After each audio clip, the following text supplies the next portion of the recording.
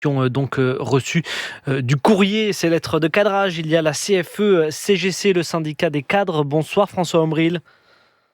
Bonsoir, merci de me donner l'occasion de m'exprimer sur ce sujet. Vous êtes le président de la CFE-CGC. Est-ce que comme la CGT et comme la CFDT que l'on a entendu sur France Info, votre syndicat s'oppose fermement à ce projet de suppression de 2 jours fériés?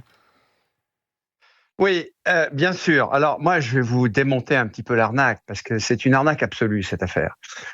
Je rappelle la CFE-CGC, donc le syndicat de l'encadrement, les techniciens, les agents de maîtrise et les cadres. Il y a 3 choses à démonter. Premièrement, l'aspect financier. 2 jours, c'est 1% de la masse salariale. 1% de la masse salariale, c'est 8 milliards d'euros. Donc voilà déjà une affaire où le gouvernement compte faire contribuer les salariés à hauteur de 8 milliards d'euros, puisque c'est 2 jours travaillés non payés, et il va demander au patronat de lui rembourser 4 milliards. Donc déjà, la première arnaque, elle est là. Personne n'en parle. Moi, je vous le dis. C'est-à-dire que dans cette affaire, le patronat gagne autant que l'État. Et c'est les salariés qui payent tout. Premier point. Deuxième point, la question de la comparaison européenne. Oui, on travaille plus, un peu moins, un peu plus, etc. Tout ça, c'est du bullshit total. Il y a des pays extrêmement pauvres dans le monde dans lesquels on travaille entre 2500 et 3000 heures par an. Que je sache, c'est pas le temps de travail qui les rend riches.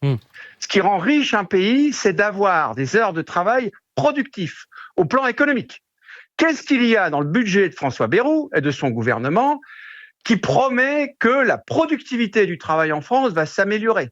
Dit autrement, qu'on va investir dans les emplois de qualité, dans la recherche, dans le développement, dans les infrastructures, dans l'éducation. Rien.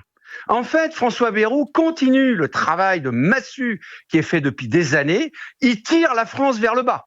Il nous emmène sur la voie du sous-développement. C'est magique. Et en plus, comme je vous l'ai dit tout à l'heure, il promet, dans cette mesure-là, d'enrichir un peu plus le patronat, comme si les 211 milliards d'euros d'argent public transférés aux entreprises sans aucun contrôle ni discrimination, ce n'était pas le problème aujourd'hui. Maintenant, il y a un troisième... Allez-y, pardon. Continuez.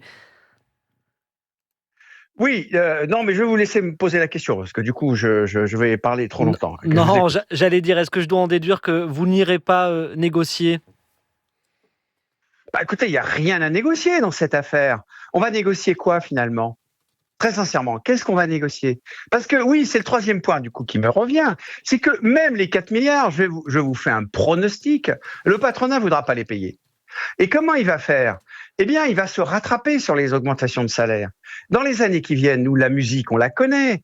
Il va dire, écoutez, voilà ce qui se passe. Bon, finalement, ce jour que on vous oblige à travailler, nous, ça nous arrange pas trop, forcément, de vous faire travailler ce jour-là parce qu'on n'est pas super organisé pour ça.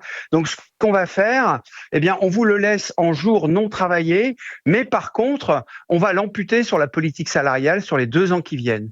Donc, le résultat de cette mesure, en fait, si elle s'appliquait, et moi je pense qu'elle ne va pas s'appliquer, c'est que ça viendrait à une fois de plus, et toujours dans la continuité de ce qui est fait depuis 20 ans, on va baisser le pouvoir d'achat des salariés, on va les amener à travailler plus, et il n'y aura aucun gain économique pour la France à terme. On ne règle pas les problèmes de fond qu'il y a. Un point important aussi, c'est que la production, François Bayrou parle de la production, mais François Bayrou n'y connaît rien à ça. Il ne sait pas ce que c'est que le monde réel. Dans l'industrie, mais dans tout un tas d'activités économiques qui sont liées à la production, le fait qu'il y ait 3 ou parfois 4 jours de fériés au mois de mai, ça change rien en fait à la qualité. Vous savez, dans l'industrie par exemple, où la production se fait en continu, il y a des travails postés, le fait qu'il y ait 2 ou 3 jours fériés, ça n'empêche pas la production de se faire.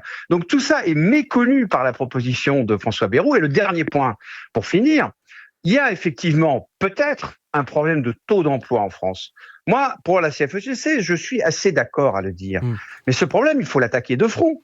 C'est quoi le problème du taux d'emploi ? C'est les jeunes qui ont trop de difficultés à rentrer dans l'emploi, et les anciens, on va pas dire les vieux à ce stade, on va dire les gens en fin de carrière, qui se font éjecter trop vite, alors même qu'ils n'en avaient pas forcément le désir. Donc ça, c'est un problème français. Et là, pour le coup, la comparaison européenne n'est pas à notre avantage. Et si on s'attaquait à ce problème, vraiment ? Or, François Bayrou ne s'y attaque pas. Je trouve ça vraiment François Omriel, est-ce que la révoltant. CFE-CGC va donc appeler à la mobilisation? Force ouvrière, par exemple, appelle à la grève à partir du 1er septembre.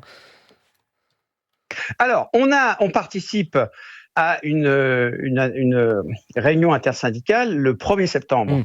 On va réfléchir un petit peu, parce que là, on est le 10 août, donc c'est pas la peine de s'enflammer comme ça. Il faut prendre un petit peu de repos et puis réfléchir à la meilleure façon de réagir à cette mesure dont je crois vous avoir assez clairement démontré combien elle était inique et totalement contre-productive. Il s'agit une fois de plus d'appauvrir les Français et d'emmener la France toujours un peu plus sur la voie du sous-développement. Donc il faut évidemment réagir, il faut qu'on réagisse collectivement et on est préparé et on est organisé pour y réagir collectivement. Il faut absolument s'opposer à cette mesure. On se voit le 1er septembre et on décidera de la façon de réagir collectivement. Mais en tout cas, il n'est pas question pour la CFE-CGC, comme j'imagine pour les autres organisations syndicales, d'aller négocier les voies et les moyens par lesquels on va se faire voler.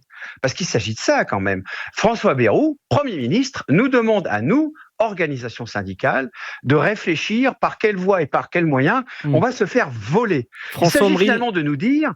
Pardon, vous avez dans votre maison, des voleurs vont venir. Est-ce que vous préférez ouvrir la porte ou est-ce que vous préférez ouvrir la fenêtre? Très rapidement, puisqu'on parle de mobilisation, on voit circuler depuis plusieurs jours cet appel à bloquer le pays le 10 septembre, appel lancé en dehors de toute organisation politique ou syndicale, qui fait beaucoup penser à ce qu'ont été les Gilets jaunes. Comment votre syndicat se positionne par rapport à une telle initiative ?